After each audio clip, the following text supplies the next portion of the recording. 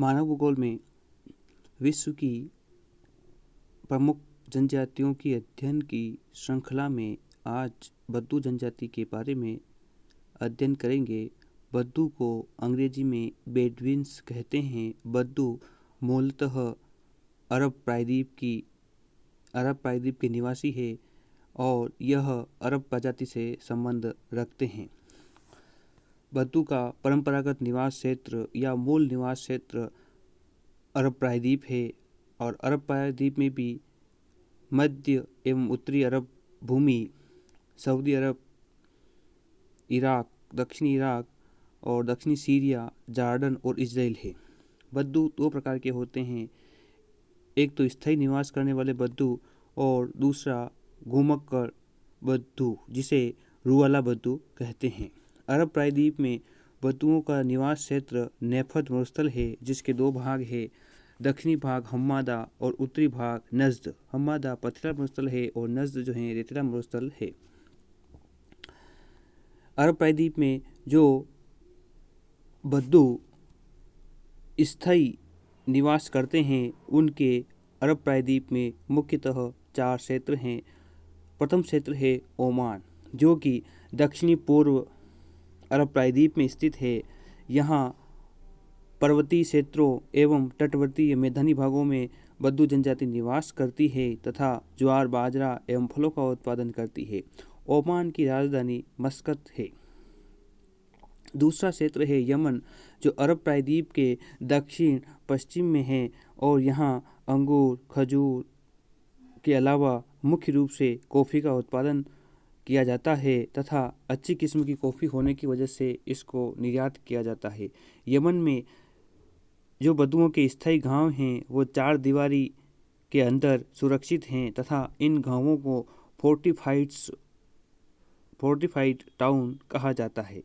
तीसरा क्षेत्र है यमन के अंदर ही अदन शहर या अदन सिटी। अदन शहर के समुद्र तटीय उच्च प्रदेश में बद्दू 2 स्थानों पर निवास करते हैं, पूर्वी भाग में हतरामौत की घाटी क्षेत्र में तथा दक्षिणी भाग में तटीय संकरे मैदानों में ये निवास करते हैं। यहाँ बद्दू मुख्यतः ज्वार, बाजरा, गेहूँ, जौ उत्पादन के अलावा खजूर और केले का भी मुख्य उत्पादन करते हैं।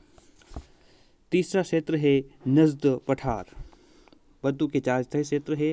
प्रथम है ओमान, फिर यमन और फिर अदन सिटी और चौथा है नज्द पठार। नज्द पठार मध्य अरब में स्थित है जो कि उष्ण एवं शुष्क है। यहाँ चौड़ी घाटियों के सहारे मरुउद्यानी कस्बे बसे हुए हैं जिन्हें ओसिस्ट टाउन्स कहते हैं।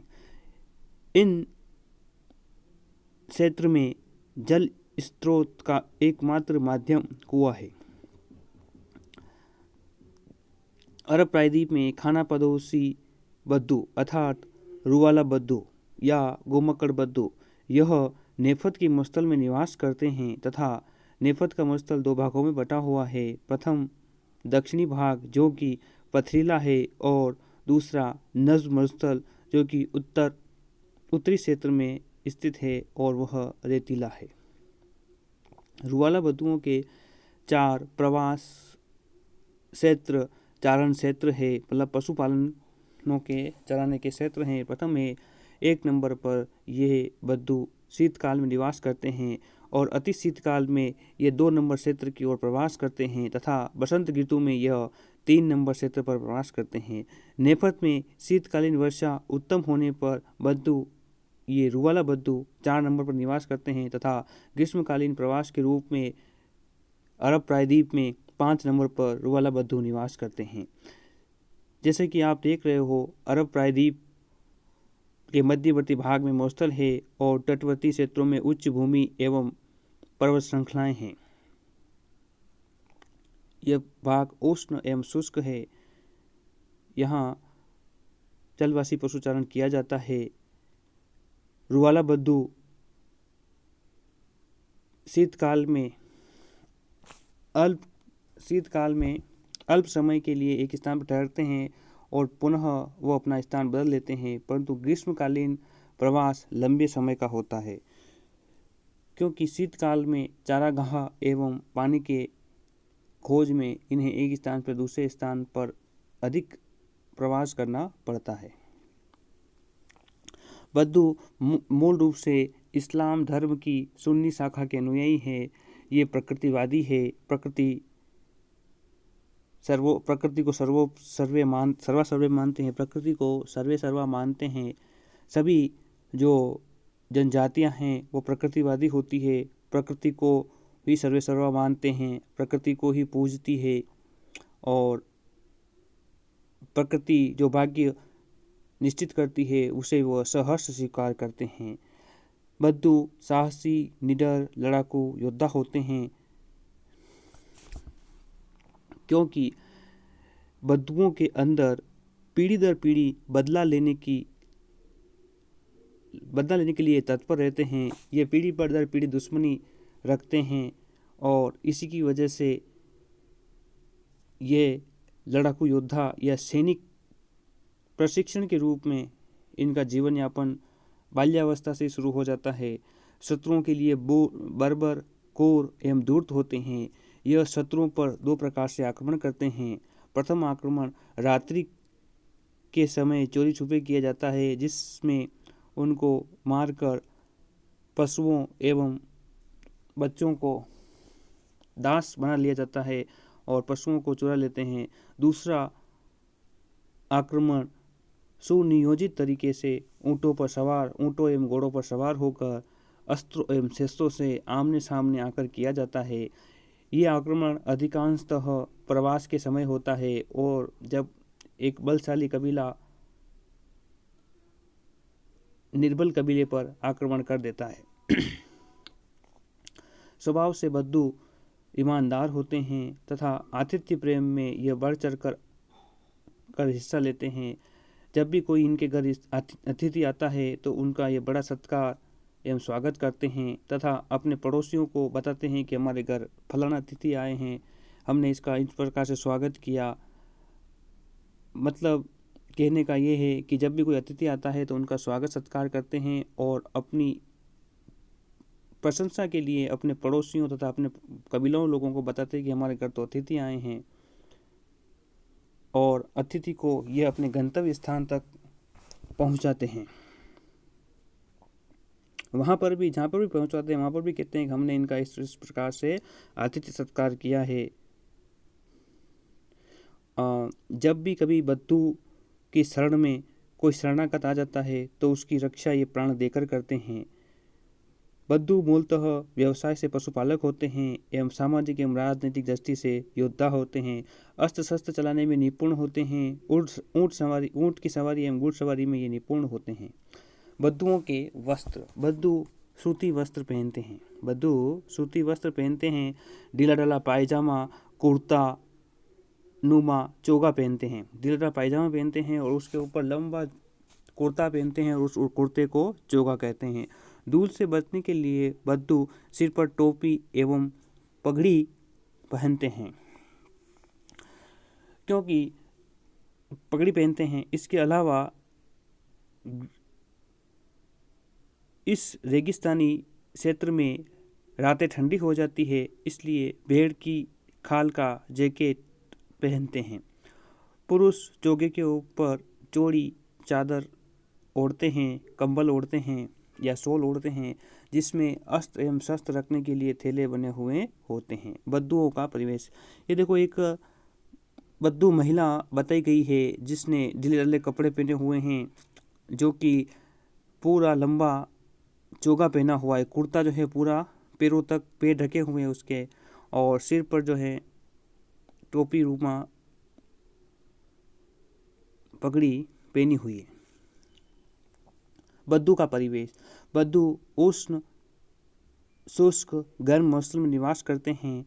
इस मरुस्थल में जो हम्मादा है अर्थात पथरीला मरुस्थल है, जो कि ज्वालामुखी क्रिया से निर्मित है, तथा दूसरा यहाँ बालू का स्तूप कम पाए जाते हैं, अर्थात बालू रेत के पहाड़ जो हैं वो यहाँ पर नहीं पाए जाते। मरुस्थल में पानी का अभाव है। भेड़ एवं बकरियाँ तथा ऊँट चराने का कार्य मूल रूप से बद्दू जनजाति करती है।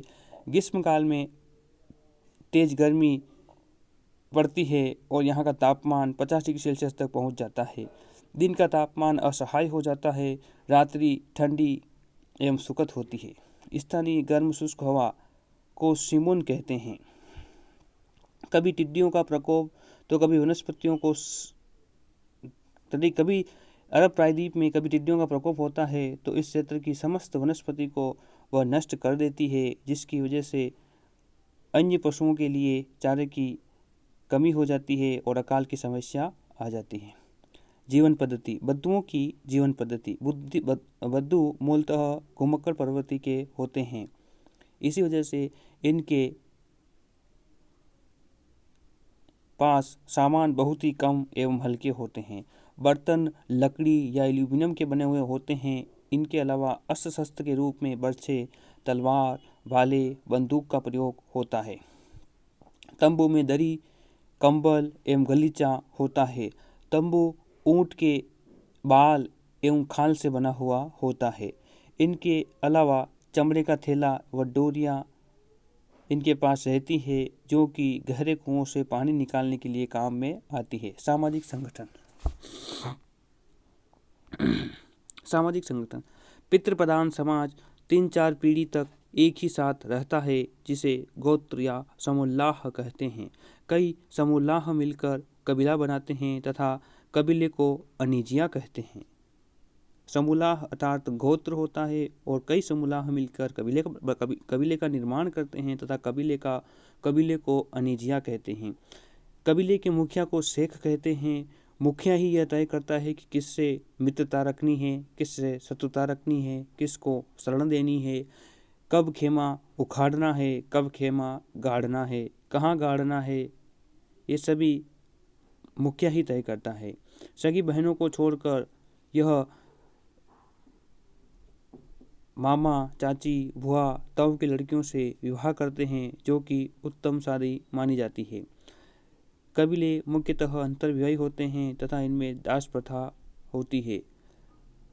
दास मालिक की सेवा के लिए तत्पर रहता है तथा मुखिया को शेख कहते हैं। बद्दुओं में बहुपत्नी प्रथा पाई जाती है। एक बद्दू अपने जीवन काल में अधिकतम 4 बार विवाह कर सकता है। आर्थिक जीवन। मुख्य व्यवसाय परंपरागत पशुपालक। बद्दू जो हैं परंपरागत रूप से पशुपालक होते हैं। यह भेड़, बकरी, घोड़े, खच्चर का पालन करते हैं। सामाजिक एवं आर्थिक दृष्टि से बद्दुओं के 2 वर्ग हैं, उच्च वर्ग और निम्न वर्ग। उच्च वर्ग जो कि ऊंट का पालन करते हैं और निम्न वर्ग भेड़ बकरियों का पालन करते हैं। उच्च वर्ग के पास अच्छे किस्म के चारागाह पर आधिपत्य होता है तथा ये निम्न वर्ग के भेड़ बकरी पालने वाले को हेय दृष्टि से देखते हैं। पशुओं की संख्या सामाजिक एवं आर्थिक स्थिति का निर्धारण करती है। जितने अधिक पशु होंगे उसकी सामाजिक एवं आर्थिक प्रतिष्ठा उतनी ही अधिक होगी। बद्दू जीवन का मुख्य आधार ऊँट हैं। ये ऊँटनी के दूध एवं दूध से दही, मक्खन, पनीर बनाते हैं। इसके अलावा इसके बालों से ऊँट के बालों से कंबल बनाते हैं। ऊँट की खाल से तंबू बनाते हैं। ऊँट की नसों से रस्सियाँ बनाते हैं। शरद काल आराम एवं उत्सवों का काल बद्दुओं के लिए होता है। भोजन के रूप में यह दूध, दही, मक्खन, पनीर, इसके अलावा मांस विशेष अवसरों पर या अतिथि सत्कार पर या जानवर के मर जाने पर ही करते हैं। व्यापार से प्राप्त गेहूँ, जौ, चावल का ये उपयोग करते हैं तथा कहवे के विशेष शौकीन होते हैं।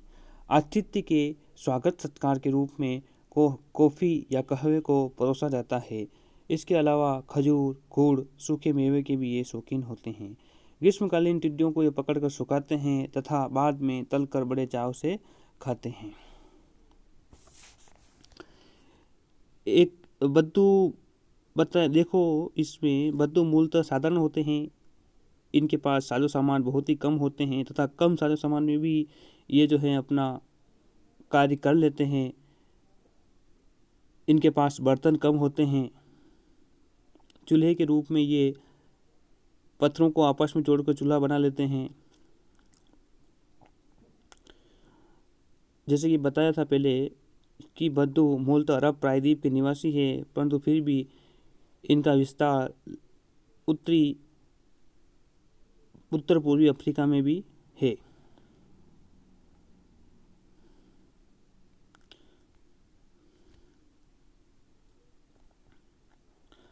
ये देखिए, यहाँ पर एक बद्दू परिवार अपने टेंट में बैठा हुआ है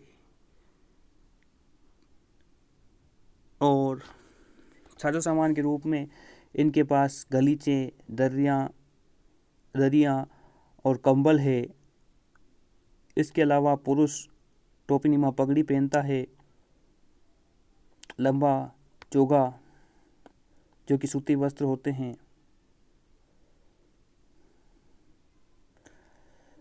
बद्दू शब्द की उत्पत्ति मूलतः अरबी भाषा में रेगिस्तान को, जो अर्धशुष्क रेगिस्तान होता है, उसे बादियह कहते हैं और इसी बादियह में बसने वाले को बदवी बुलाया जाता है और इसे बाद में बद्दू शब्द के रूप में प्रयुक्त किया जाने लगा।